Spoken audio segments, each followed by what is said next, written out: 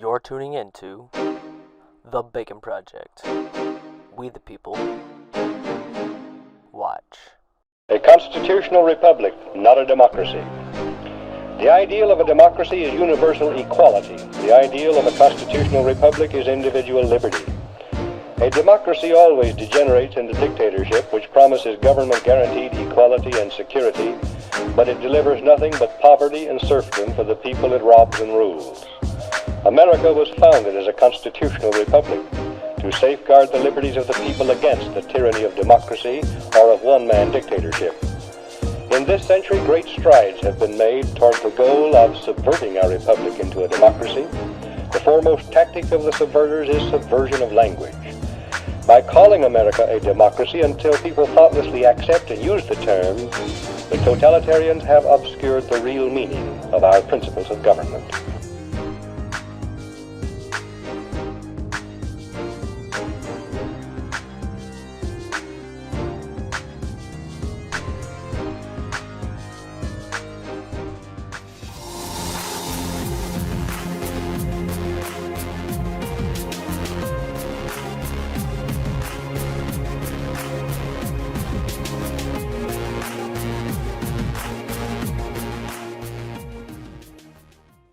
What is going on, everybody? Welcome to another interview with The Bacon Project.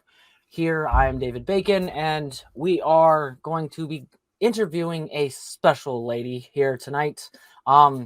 It's been an honor to be by her side during some of the rallies and stuff like that, and I've been reading a lot of articles and such about a specific lawsuit that's been brought up, specifically on certain medical treatment facilities here in California. So without further ado, let's go ahead and bring her in. Hello, Chloe Cole. How are you doing today? I'm doing awesome. Thank you for having me. And thank you for joining me on this interview. It's been a pleasure to work with you as well down in LA. And I hear you're back there again. So what's up with that? What's going on down there? I don't know if I can talk about it quite yet. I'm just... Okay. So if we're not going to talk about that, let's go ahead and talk about what you can talk about in the lawsuit that's being supposedly placed. We have like a 90-day grace period right now. It's been proposed. There's some things going on. Can you give some people a little bit of an update that we haven't seen so far in the reports? Should I give like some background on who I am? Yeah, just give a little background and then go into it. Yeah. So I am a detransitioner myself. I actually transitioned while I was still a minor, starting when I was 12 with socially transitioning, and then I went on to take puberty blockers and hormones at 13. And at 15, I went under the knife and I got a double mastectomy before I detransitioned at 16. It's quite the story. I know all too well about scars and such. I've had 9 open heart surgeries, so I get the feeling it's not easy to deal with. Is there anything like specific about the lawsuit that you can talk about on what you brought up for the charges, like what type of charges you're bringing up specifically?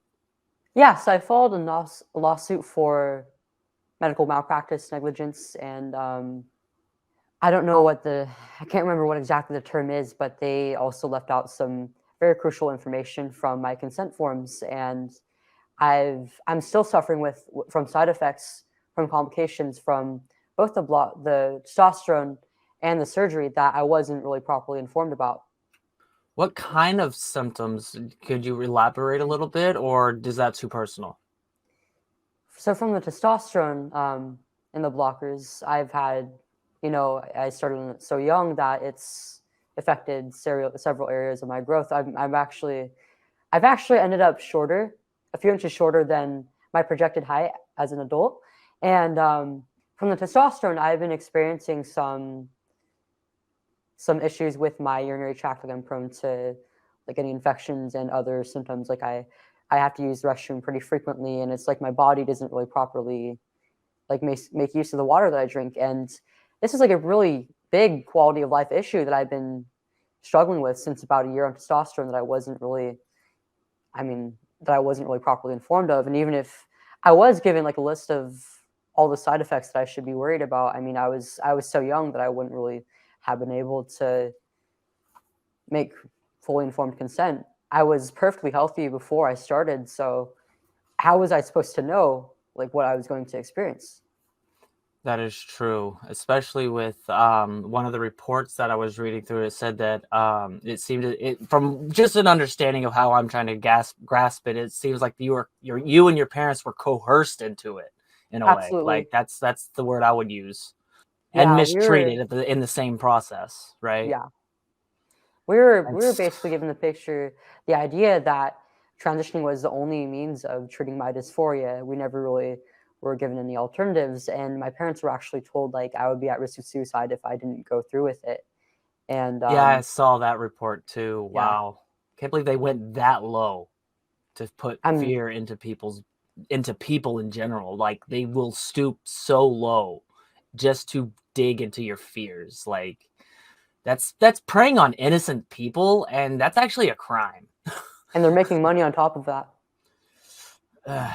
How much do you think they're making on top of it? Do you have an estimated value amount per patient? Um, I don't really know because it was all covered by insurance. I mean, here in California, that's the law. You have to cover pretty much every gender affirming surgery or treatment. Well, what if I was to tell you that as an ex-transgender myself, I actually was able to get a records of my insurance claim for my 7 years of transgenderism, and the 4 years that I was on the medications, it ran roughly $100,000 just on medications alone within those 4 years. Oh wow.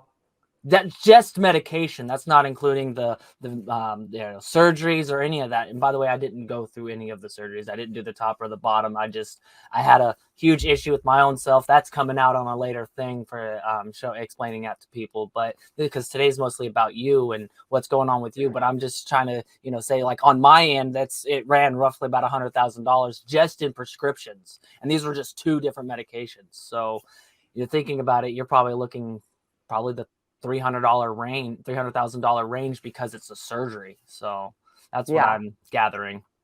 No, it is. It absolutely should be considered a crime. I honestly think it should fall under the crimes against humanity. Like it should seriously fall underneath that because it's detrimental, and especially from stories like yours and many others, it's just some of the people are not strong enough like you are to go out and actually talk about it, and not be afraid to say certain things that others will be afraid of. So I commend you for that. That's honoring. It gives some strength to people because it's good to have a voice for someone who can't speak for themselves. So that's what I really appreciate you being able to do this kind of stuff and be able to fight. So that's why I stand with you. I don't stand Thank you. behind you, but I stand Thank you with you. so much. No problem. I have one final question for you. How's the family holding up with all of it? My relationship with my family kind of suffered a little bit while I was going through the course of my transition. I started to get more depressed as time went on, and I started to withdraw from pretty much the whole world. And one of my older brothers was really concerned about what was going on. He actually voiced his concerns to my parents when I first started on testosterone. He was stationed in the Navy. He was out stationed. He was all over the U.S. actually, so we hadn't really seen him for a few years. And one day he gave my mom a call, and I came into the room and I said hi, and he was like, "Oh my gosh, why is her voice so deep, Mom? What's going on?" And she explained the situation to him, and he was just dead silent for a moment, and he was like, "Mom, most kids regret this, right?" And it was a pretty uncomfortable moment. I was like, "Oh no, he's being transphobic," and I left the room. And when he came back from the Navy, we had kind of a relationship. There was a little bit of strain, but I mean, I realized that he really cared about me, and he was just concerned about me, and he was right. But as I've stopped transitioning and I've kind of just reintegrated back into the world, I've started to make new friends and make amends with my family. And at first my parents felt a lot of guilt because they felt like they failed me. they were told that this is basically the only option for me, and it didn't work out. And now they saw me in like all this distress, and I was struggling to fit in again with my peers and even just get through school. Now that I've graduated and I'm speaking out and I'm kind of finding my way through life, it's been a lot better, not only for myself but for them and the rest of my family. Well, it's good to hear that you guys are, on the up and up of things. It's really good to hear, especially around Christmas time and New Year's and stuff like that. So, it's really good to see that, I'm really happy about it. I'm grateful for that too, because I've been through the struggles of trying to mend the family back together with my own stuff too. So I get it. I totally get the whole struggle behind it. And one final question. I know I said there was other question, but this is the final question. Where can people find you and follow you and support you? So I'm on Twitter, Instagram, and YouTube, but Twitter is my main platform. They all have the same username. It's CHOOOCOLE.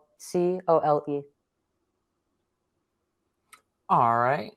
Cool Chloe. If I'm thinking about that right, sounds about right. Yeah. Thank you again for, taking the time. It may be a short interview, but we are always working people, so we got to get what we can with what we have. So And I enjoyed it. I got to get back to doing some other stuff because got to get back out on that street there and get some more footage. All right. You stay safe when you're out doing your rallies and standing up for other people's rights. Okay. Make sure that you're protecting yourself.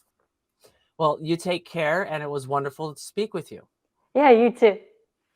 Bye-bye. Bye.